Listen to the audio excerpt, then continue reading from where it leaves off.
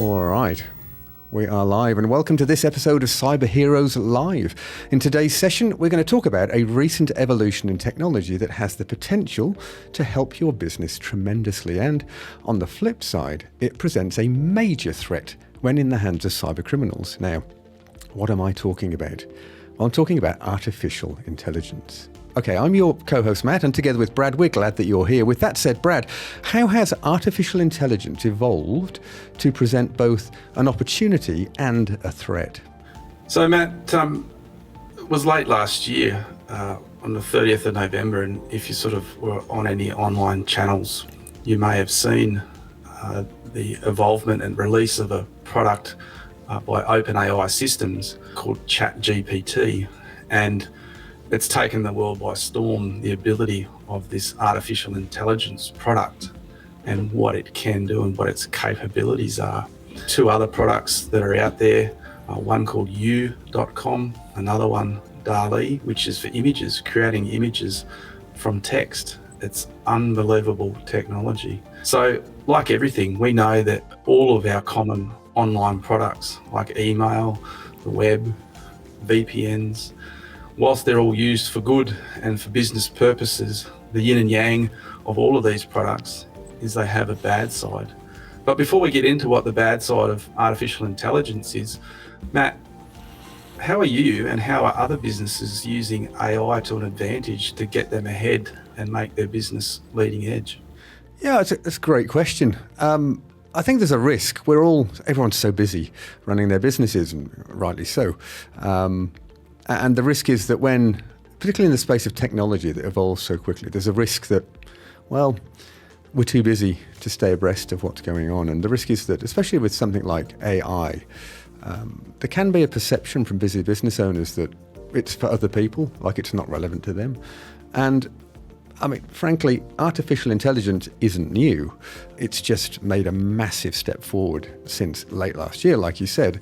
Industries like the finance world, legal, healthcare, and many others are already using AI, maybe unknowingly. I mean, if you think about automating tasks, for example, chatbots is a great example. I mean, chatbots are not new, are they? But they're underwritten and made possible by the use of artificial intelligence. Those industries are analysing massive amounts of data far quicker than humans can, and therefore are able to make much more informed decisions. But to answer your question, with ChatGPT, as an example, how have I been using it in our business since the beginning of December last year? Well, some examples, and it's really scratching the surface, frankly, but nonetheless, using it for content creation, or at least making video scripts better, sharper, more effective, using it for making emails easier to consume. I mean, it can write or rewrite your emails, for example, based on a length of how long you want it to be and even the tone that you want it to be written in. And the list goes on.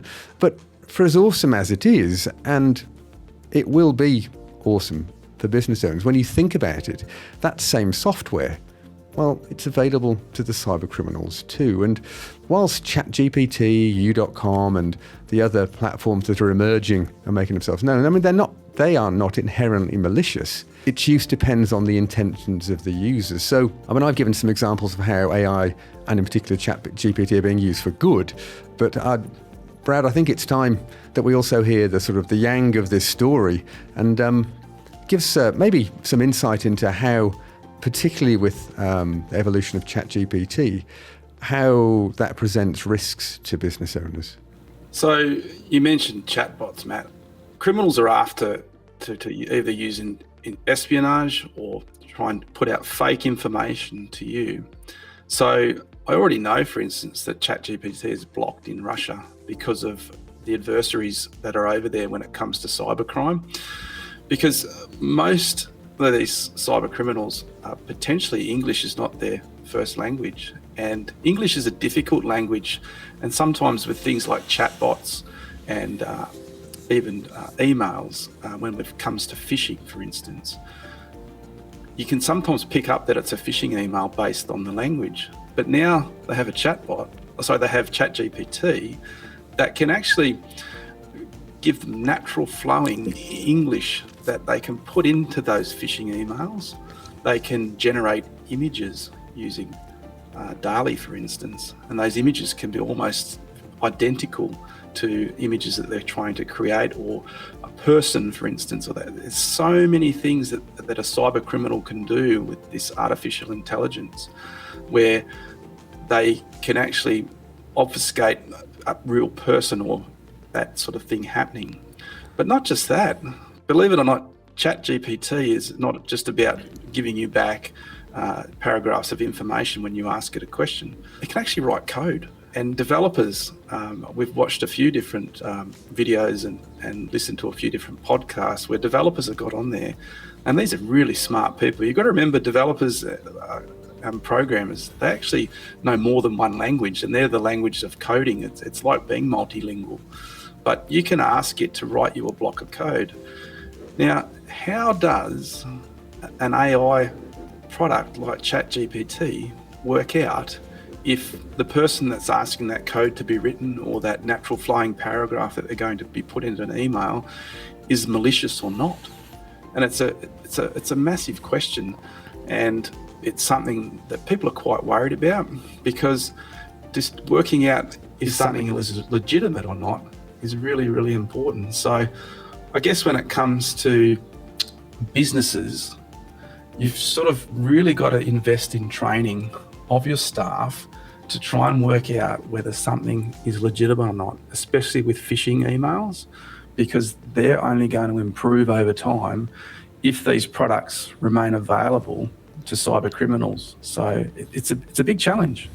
Yeah, absolutely. And that's a really nice segue into what can we do with this? What does it mean for business owners today? And when we talk about improving phishing campaigns and attacks in the future, I mean, we're talking about now. The future is now. I mean, for sure, it will get better and better. And that's one of the blessings and almost most frightening part about AI is this machine learning. It will, by default, just get better and better and better. And so if we think about the English language, let's say, and traditionally, in our fundamentals course as well, we talk about one of the ways you can spot dodgy emails is that the grammar's not quite right. I mean, the formatting as well. Logos, there's a number of areas of any communication that can be wrong. But you think about an SMS, for example, you don't have logos, you don't have formatting particularly. So therefore, having really good English, and just to be clear, with ChatGPT and the other platforms as well, but we're focusing on ChatGPT, you can tell it the tone. I mentioned that already. So you can say, write an email about this subject in a relaxed tone. And then you can set immediately, right now, do this same script that you've just written, but in a corporate tone or in an official tone or in an urgent tone, add urgency. You can absolutely give it emotion. And I mean, it's quite funny really. I've got it on the screen actually. I'm going to pull it up because I said to, just as an example, I said to ChatGPT, and we're writing an article about how artificial intelligence can help or harm your business, and I'm reading it on my screen. For those of you watching can see that. And I said to it, write a funny quote about the importance or the inference of artificial intelligence and how it can help or harm a business. And it produced this. Artificial intelligence is like a genie in a lamp. It can grant your every wish, but be careful what you wish for. So it's got irony in there. It's got humor in there. And I didn't say be ironic, add humor. I just said, I said write a funny quote. And that's what it gave me. And so certainly wherever we use that, we will for sure pay homage to ChatGPT as the creator of that. But that's a really good example of how it's going to become much harder.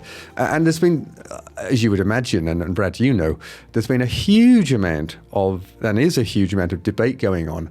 And certainly in our world, in the world of helping both for our own business and for that of our clients to protect their people, their profits and their reputation.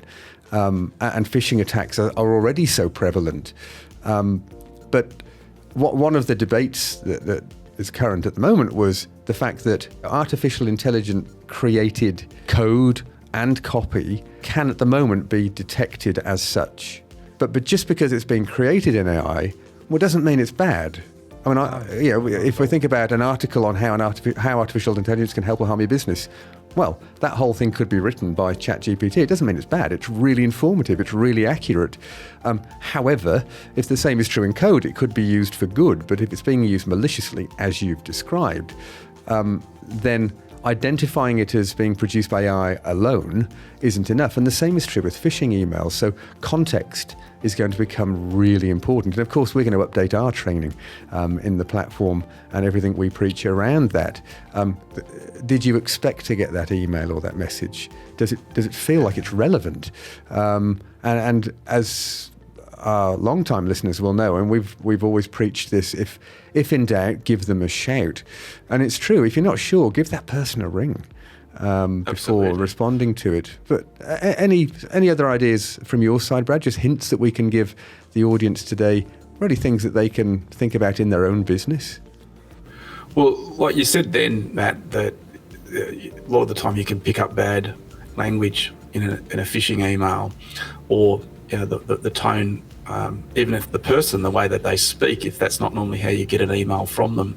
AI isn't quite that smart yet. If you know how someone talks to you, like your boss or any person that you interact with, seeing some sort of different language of the way they talk to you is maybe some way to pick it up. But always remember the other things with phishing as well is looking at where the domain is from and all those sorts of things. There's so many ways to detect a bad email. And as you said, if in doubt, give us a shout, or just don't open it, don't click on it. That thing we talk about, hovering over your mouse before you go, I'm not going to open that, or I'm not going to click on that link because something's just not clicking for me. And educating staff on that and enforcing it and making sure that they're hyper alert for these things turning up is really, really important. Yeah, sure. So there you're talking about if there's a call to action button, click here, or do this thing now, and it's a button, which embedded within that button will be a URL because it has to take you somewhere. And it could be a naked link, of course, which is obvious. But what you're saying is, as we do in the training, if you hover your mouse over that link or that button, then in the bottom left of the screen, the URL where it wants to take you will become obvious. It'll display that, and you can look at that and just think, well, does that feel right? Does it look right? And again, if in doubt, just don't click on it. That's an easy one. Don't click on it, and give that person a ring and go, hey, did you send me anything? Yeah.